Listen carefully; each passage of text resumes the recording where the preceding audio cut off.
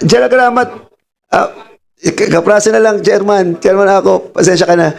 General Karamat, may kilala ka bang JP Samson? Yung may-ari ng West Cars, ng yung dinala kay Alice Go? I cannot remember, sir. Hindi ko ma-recall kung may kilala kong JP Samson, but as far as I know, wala akong kakilala, sir. General Karamat, you're under oath, ha? Yes, sir. I'm telling you. I'll be showing you a picture of John Patrick Samson and you together. But pictures,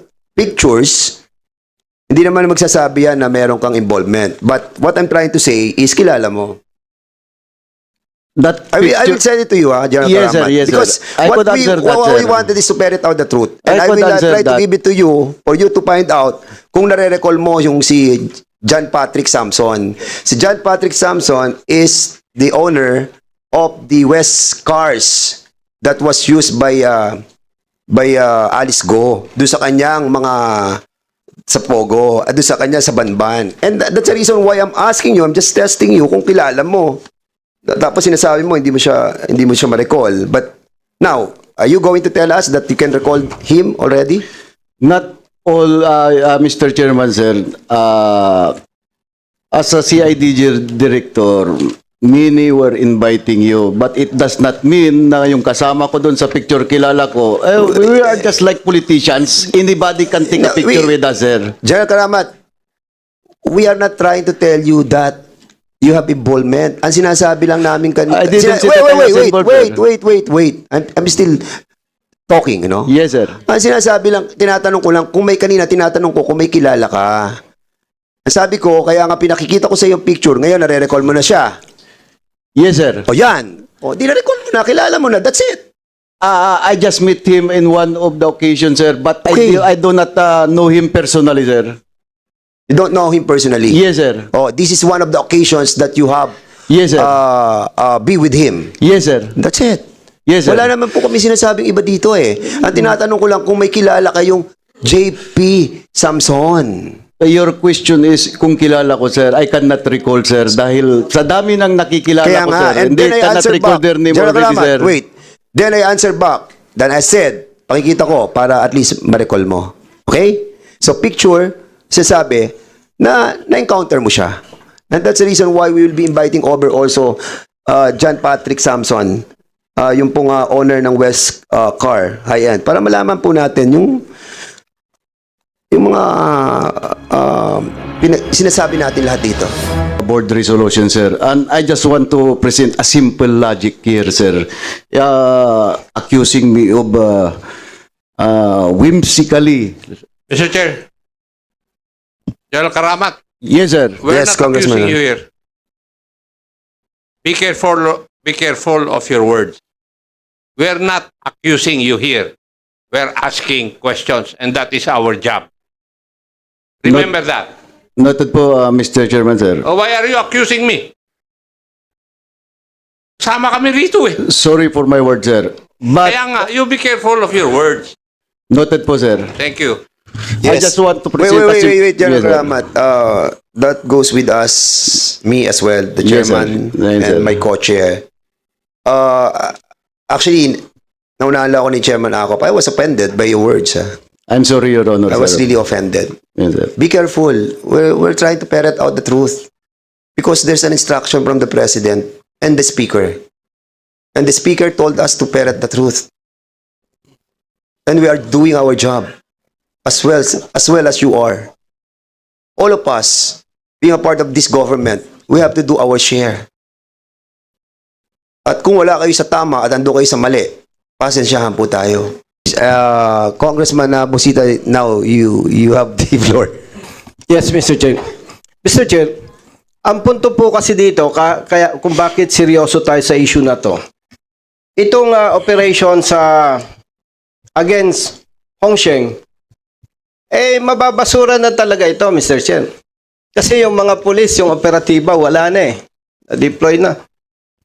Una pa lang salbo ng kaso for further investigation. Doon pa lang, malabo na. Pinagsisibak yung pulis natin, malabo na. Now, ang instruction po ng ating Pangulo, BBM, is banning of POGOs. whether illegal or legal. So, ako po galing sa PNP. Pag ito ay hindi nabigyan ng attention, yung instruction po ni Pangulong BBM, parang lalambot Matatakot na yung mga pulis, yung mga operatiba.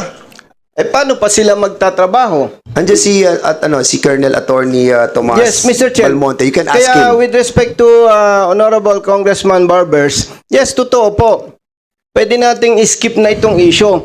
Pero, malaki po ang epekto nito sa instruction ni PBBM. Banning of POGOs. Kasi nga, bilang retired police, matagal ng practice yan, talagang pag mag-operate ka, makikita mo, ops, delikado yan. Atras yan. So, napakahalaga po nito. And in fairness to General Karamat, sir, sabi po ninyo, prior to operation on February 1, 2023, may nakaambang reassignment na si Colonel Alejandro. Ang tanong ko lamang po kay General Karamat, di po ba merong Senior Officers Placement Board, SOPB sa PNP? Tama po ba? We had independent officers placement board in every unit, sir. And I have my command group, sir. And the transfer. Okay. General Karamat, sir, sinasabi po ninyo na prior to said operation, talagang port transfer na si Colonel Alejandro. Ang tanong po, nabanggit mo na meron po kayong independent SOPB. So, na-process po ang transfer niya. Yes, sir. So, meron pong SOPB resolution. Tama po ba? I presume because the order was issued. And as a director of the CIDG, it is my prerogative also to choose my men, sir. Yes. General Karamat, sir. I agree with you. Powers and prerogatives. Pero siyempre, kung hindi naman i-observe yung SOPB, why not ibasura na lang yan? So, ang tanong ko po, meron po bang board resolution o wala?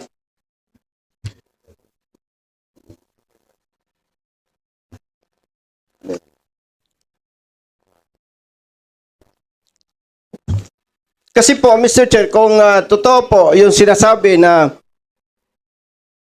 hindi pa nagkakandak ng operation, may nakaambang transfer na kay Colonel Alejandro, ang makakasuporta po dito, board resolution. And yung pong powers and prerogative ng commander na katulad nito, nagkandak ng operation, may mga kinasuhan, alam natin na pwedeng i-hold ng commander yung transfer. If ever na merong board resolution na. So, malaman lamang po, Mr. Chair, kung merong board resolution itong reassignment ni Colonel Alejandro, Mr. Chair. Sir. Ay, what? Board resolution? Can Yes, we po. ask General Karamat? General Karamat, meron pang board resolution po. According to my former command group here, we have a board resolution, sir. And I just want to present a simple logic here, sir. Accusing me of whimsically. Mr. Chair, General Karamat, Yes, sir. we're Yes, not Congressman. accusing you here. Be careful of your words. We're not accusing you here. We're asking questions, and that is our job. Remember that. Noted po, Mr. Chairman, sir. Oh, why are you accusing me? Sama kami rito eh. Sorry for my words, sir. But, Kaya nga, you be careful of your words. noted po, sir. Thank you. I just want to Wait, present wait, General Yes, sir. Karamat. That goes with us, me as well, the Yes, sir. chairman Yes, sir. and my co-chair. Actually, naunahan lang ako ni Chairman Akop. I was offended by your words. I'm sorry, Your Honor, I was sir. really offended. Yes, sir. Be careful. We're trying to ferret out the truth because there's an instruction from the president and the speaker. And the speaker told us to ferret the truth. And we are doing our job as well as you are. All of us, being a part of this government, we have to do our share. At kung wala kayo sa tama at ando kayo sa mali, pasensyahan po tayo. That is our task. Thank you. Congressman Posita, you can continue. So, yes, General Karamat, sir, hindi ka namin inaakusahan eh. Yung pong mga tinatanong namin, base na rin po sa sagot ninyo. Na ang sabi po ninyo, prior to operation, talagang subject for reassignment na si Colonel Alejandro. That's why, inaalam po natin kung ito ba ay mayroong board resolution. So, hindi po natin masagot. So, Mr. Chair, pwede po bang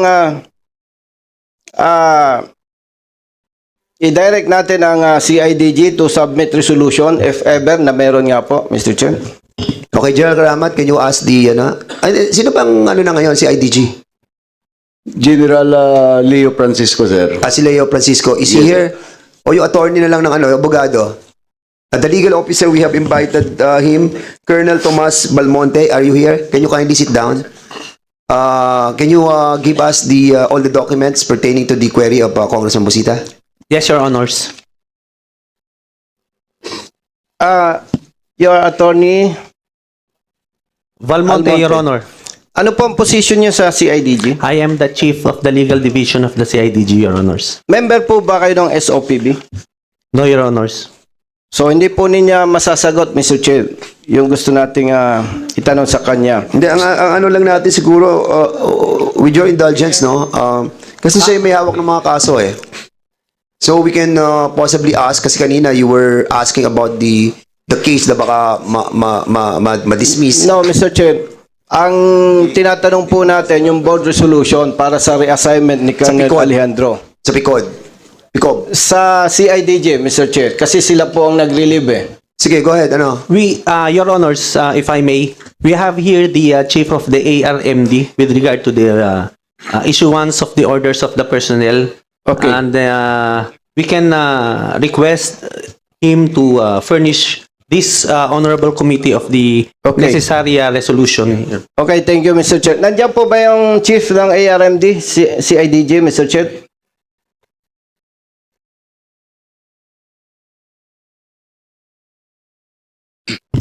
Yes, good afternoon po, Mr. Chair. I am the current Chief PRMD of CIDG, but the question here is the date of or the year of the assignment of Colonel Alejandro, Mr. Chair, sir, is 2023. I am the new Chief PRMD, and I was only assigned as Chief PRMD on May 8, 2024. Yes, but Mr. Chair, ikaw po ang isa sa ranking officer sa CIDG, tama po ba? ARMD? Yes, Mr. Chair, sir. So, Mr. Chair, pwede po bang mag-submit kayo ng SOPB resolution ng CIDG pertaining to the reassignment of Colonel Alejandro? Yes, Mr. Chair, sir, we will check the resolution at our office. Okay, thank you, Mr. Chair. General Bakay, sir. Nabanggit po ninyo kanina yung PICOD. Nandiyan po ba yung chief ng PICOD? The former PICOD, Mr. Chair, who issued the memorandum that I signed is present. Mr. Chair, may we be allowed to call her? Thank you, Colonel Madeline General. Cacao, Mr. Chair. Yes, Mr. Chair, thank you. General Bakay, thank you. Last two questions, Congressman Busita. Yes, Mr. Chair, for PICOD. Chief.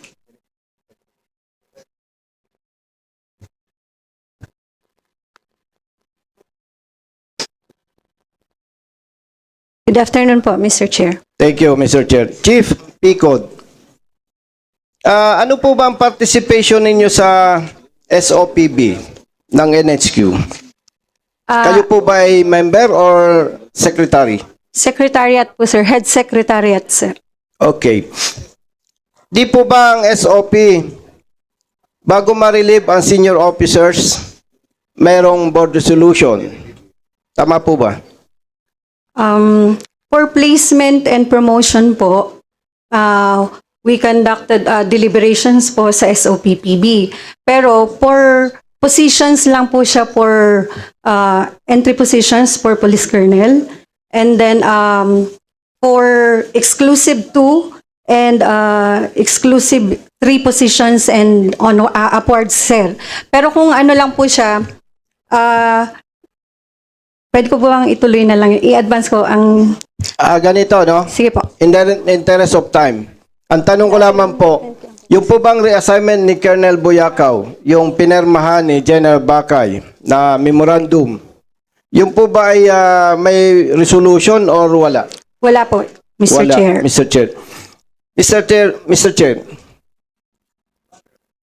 Mr. Chair, I respectfully move to invite Colonel Buyakaw, Colonel Alejandro, Major Laraga, PSMS Almerol, PSSG Pabian, Police Corporal Boyoten, Police Corporal Manayan, Patrolman Borja, Patrolman Tuding, Police Major Salveron, and Police Major Bisco to attend in the next hearing. Mr. Chair Chair. Bakay, are they not present today?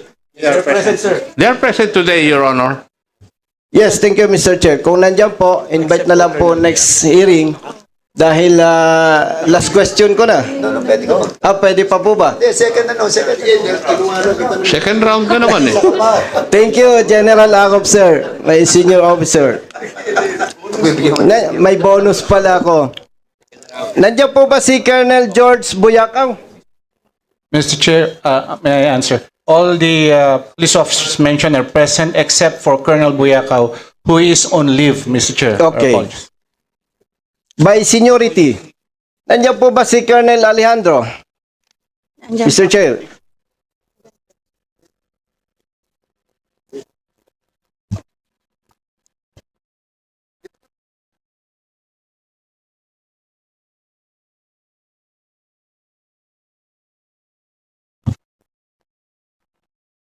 Thank you, Mr. Chair. Colonel Alejandro, bago po kayo na-assign as Regional Chief, CIDG 3, saan po kayo assign? Magandang tanghali po sa ating chairman. Bago po ako na-reassign ng CIDG, I was the Force Commander of Regional Mobile Force Battalion of Piero Cordillera. Okay. Pero prior to your assignment as Regional Chief CIDG 3, may assignment na po ba kayo dati sa CIDG? Negative, sir. 2022 is the first assignment in CIDG, sir. Okay, Colonel Alejandro, nadinig naman po ninyo na bago kayo ma-relieve, talagang subject for reassignment na kayo. And parang gustong sabihin ni General Karamat, based on your performance, kung i-rate po ba ninyo ang inyong sarili, yung performance po ninyo as Regional Chief, CIDG 3, ano po ba kayo? From 1 to 10? Sir, based on the my performance, sir, I will rate myself maybe 8 or 7, sir. Because I was not the perfect commander as others do. Anong ibig mong sabing number 8? Kung 10 kayo, sa ranking, number 8 ka lang? Or Maybe, sir. sa ranking, 1 to 10, kung irarank mo yung number 1 mo, ikaw ba yung best? Ikaw yung the best, number 1? Or, linawin natin. Sir, sa middle lang, sir. Hindi naman ako ganun kagaling na official, sir. But hindi naman ako ganun ka-lousy. Okay. Mr. Chair, bago ka ma-relieve, alam naman natin yan Nabalitaan mo na ba na ma-relieve ka o hindi? Yes, sir. During the assumption of Major General Karamat, sir, he was already announced the rigodon ng mga senior officers ng CIDG, sir. Yes, normal naman yun pag may bagong commander So, after the operation, then na-relieve ka the following day, ikaw ba ay na-floating o pinapili ng assignment? No, sir, I was designated as the Chief of General Services of CIDG. General Services, parang ano yun Camp Commander, tama ba? Yes, sir. Honor. Okay. So, nung na-relieve ka, anong nangyari dun sa mga personnel mo, mga subordinates mo? Subsequently, sir, some of the officers are already relieved din, sir. Bakit? Colonel Alejandro, tao niyo po ba si ano? Sinong other officers na tao po ninyo? Sir, being a commander, sir, lahat ng nasasakupan ko sa RFU3, sir, tao ko. Hindi. Sino yung officers or officer na na-relieve din, na nandito ngayon? I was referring to Police Lieutenant Colonel Nick Poblete, sir. Nandiyan ba siya, Mr. Chair? Yes, sir. Present. Thank you, Mr. Chair. Pwede po ba, Mr. Chair, kay Colonel Poblete? Sabi ni Chairman ako, 2 question lang, sumobra na. Okay. Ano ka na kasi? Time ka na kasi. Okay. Okay. Actually, Pinagbigyan- kanina ko pa ikat sana Pinagbigyan ka lang, Meron pa sumobra ka namang naman. mga succeeding hearings So, Sige. okay lang sa akin, Mr. Chair. Okay. So, Thank you very much thank po. you so much.